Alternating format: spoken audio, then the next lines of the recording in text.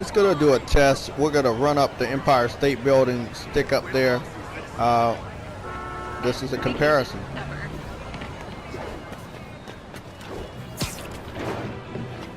This comparison is clearly done versus the Amazing Spider-Man game that Activision made a few years ago.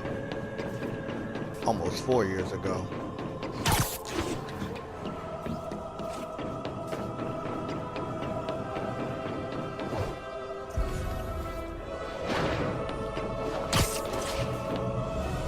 Okay, so we're on top of the Empire State Building, and as you can see, everything. You can see everything. There is no fuck up on draw distance or imaginary clouds that are already up above us where they're supposed to be.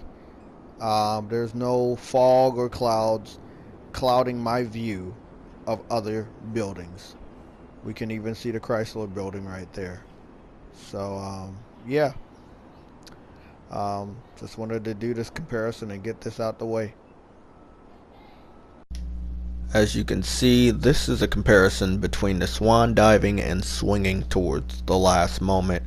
Insomniac got it a lot better. It just really feels like you're up that high.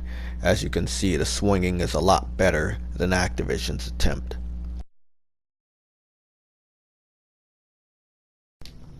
Just wanted to record some audio for this basketball comparison. It's one of my favorite comparisons because, as you can see, Activision didn't put any characters on the basketball court. There's no basketball net.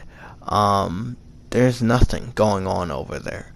Seeing as though Insomniac, however, went above and beyond, and they made that game look amazing. You got people on the court, you have bicycles leaning against the cage, you have activity between two different types of NPCs playing basketball. They each take turns making a shot, different shots like layups, jump shots, and three-pointers. It looks great. Multiple basketballs on the court, trash, everything, people sitting down. This is what this type of game is supposed to be like. You can't do a lazy job when you're making a Spider-Man game. It's just not fair to the character.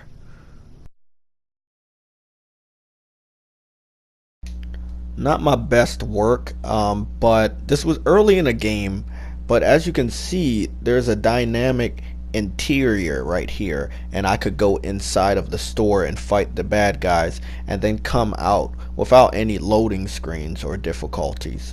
Still much better than Activision's work.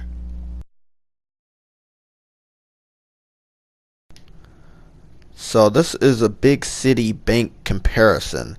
I found this in the Amazing Spider-Man 2 by Activision, and then I found it again in the Spider-Man game by Insomniac. As you can see, Insomniac Games actually has a dynamic 3D interior where the bank tellers will be at in there. It's pretty cool. They have a schedule right there, and then after I look at the schedule, you're gonna see one of the classic security cameras right there, and then over here you have the classic bubble cam overlooking the ATM, and the guy is looking behind him like you would normally do at an ATM. Just amazing detail. So this is the normal Metro bus comparison that I wanted to do between Insomniac Spider-Man and Activision Spider-Man. As you can clearly see, there's a lot more detail. You see people on the bus.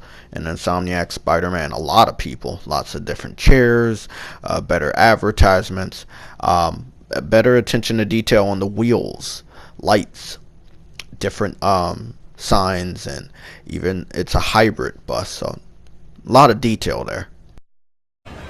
So I'm doing this comparison for coffee establishments. It seems like you can see a very nice coffee establishment here. People are sitting together, talking, having conversations.